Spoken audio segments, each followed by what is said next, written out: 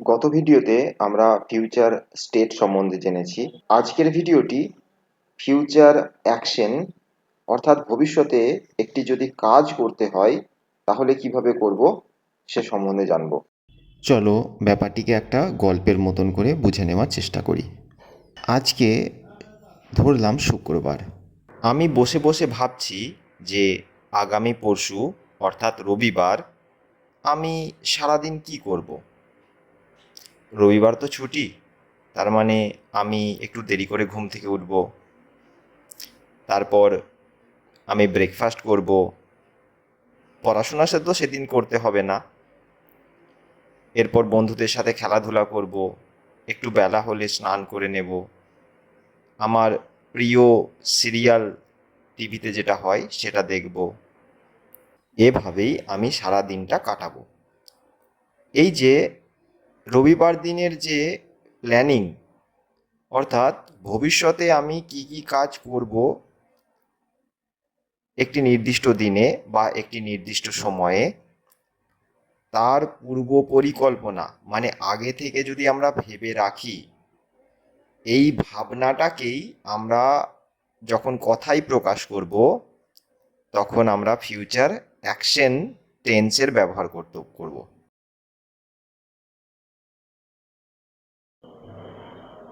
এখন একটি এক্সাম্পলের মাধ্যমে ব্যাপারটিকে বুঝে নেওয়ার চেষ্টা করি। ভেবে নিলাম এখন বাজে সকাল 10টা, 10 AM। এখানে দুই বন্ধু রয়েছে, একজনের নাম অমল, অপরজনের নাম বিমল। অমল বিমলকে জিজ্ঞাসা করছে, আজকে সন্ধে 6টার সময় তুই কি ফ্রি থাকবি?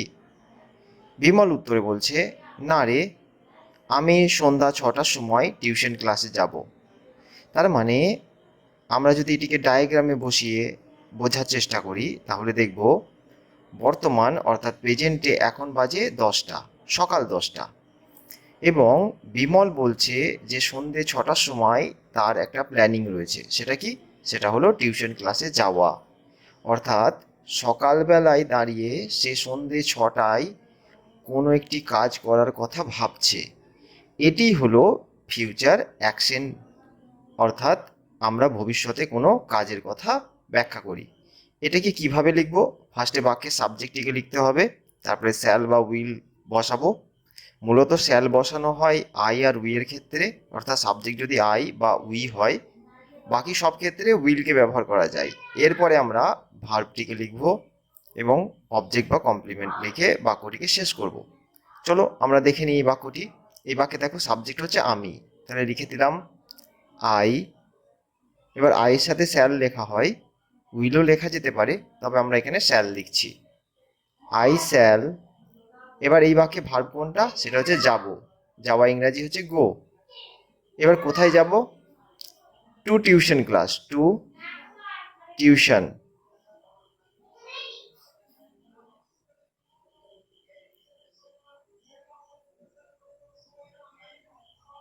কখন যাব?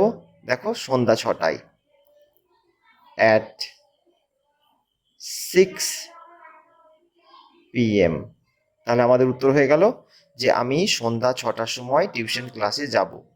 এভাবে তোমরা ভবিষ্যতে কোনো একটি কাজ যেটা তোমরা পরিকল্পনা করেছো সেটিকে ট্রান্সলেট করতে পারবে। এছাড়াও দেখো আমাদের আরও দুটো কনসেপ্ট মনে রাখতে হবে। যদি ভবিষ্যতে কোনো একটি শিডিউল ইভেন্টের কথা আমরা বর্ণনা করি তখন কিন্তু আর ফিউচার টেন্স লিখবো না, তখন আমরা সিম্পল প্রেজেন্ট টেন্স ইউজ করব। যেমন দেখো, ট্রেনটি আগামীকাল বিকেল 3টায় ছাড়বে। দেখো, ট্রেনের তো টাইম টেবিল থাকে, ট্রেন যখন তখন ছাড়া বা আসা যাওয়া এগুলো করে না, এটার একটা নির্দিষ্ট টাইম টেবিল মেনটেন করে চলে। তাই এই 3টের সময় ছাড়বে এটা কিন্তু ফিক্সড টাইম করা আছে। দেরি হতে পারে, লেট হতে পারে, কিন্তু 3টের ট্রেন কোনোদিন 4টের ট্রেন হয়ে যাবে না। অর্থাৎ 3টের ট্রেন 3টের ট্রেনেই থাকবে, অর্থাৎ 3টেতেই তার ছাড়া কথা, এবং এটাই এক্সপেক্টেড। তাহলে আমরা এই বাক্যটি কিভাবে লিখেছি? দ্য ট্রেন উইল লিভ, না তা লিখিনি, দ্য ট্রেন লিভস। দেখো, প্রেজেন্ট ইনডিফিনাইট টেন্সকে ব্যবহার করা হয়েছে এবং রেগুলারিটির মাধ্যমে ব্যাপারটা বোঝানো হয়েছে। কিন্তু দেখো শুধু সময়টা, এই যে 3 PM টুমরো, এই যে টাইমটা কিন্তু ফিউচার। তার মানে তোমরা ফিউচারকে ইনডিফিনাইট প্রেজেন্ট ব্যবহার করে করতে পারো, শুধুমাত্র সময়টিকে তোমরা ফিউচারে দিয়ে দেবে। আর একটা উদাহরণ দেখো, দেখো কনসার্টটি শুরু হবে সন্ধ্যা 7টায়। তাহলে কোনো একটা অনুষ্ঠান রয়েছে, কোনো নাচের বা গানের কোনো কনসার্ট রয়েছে, সন্ধ্যা 7টার সময় শুরু হবে, এটাও তো ফিক্সড। তাহলে সেক্ষেত্রেও আমরা কি করেছি, সিম্পল প্রেজেন্ট টেন্স ইউজ করেছি, অর্থাৎ বিগিনস করেছি বাক্যটিকে বোঝানোর জন্য। আরেকটি পয়েন্ট রয়েছে, যেটা হলো যদি কোনো প্ল্যান্ড ইভেন্ট থাকে, অর্থাৎ যেটা পূর্ব পরিকল্পিত, সেক্ষেত্রে আমরা প্রেজেন্ট কন্টিনিউয়াস টেন্সকে ব্যবহার করতে পারি ফিউচারকে বোঝানোর জন্য। যেমন দেখো, I am going to buy a car next year. এখানেও দেখো সেই একইভাবে আমরা টাইমটাকে ফিউচারে রেখেছি, বাকি পুরো সেন্টেন্সটা প্রেজেন্ট কন্টিনিউয়াস টেন্সে আছে। অর্থাৎ আমি একটা গাড়ি কিনতে চলেছি আগামী বছর, অর্থাৎ আগামী সামনে বছর।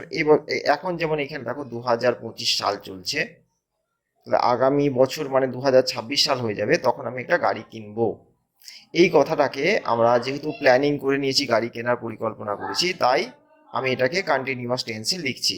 তবে তোমরা চাইলে এটাকে I will buy a car next ইয়ার এটাও লিখতে পারো, এটাও ভুল হবে না। নেক্সট দেখো, Amal is meeting Bimal at the airport in the evening.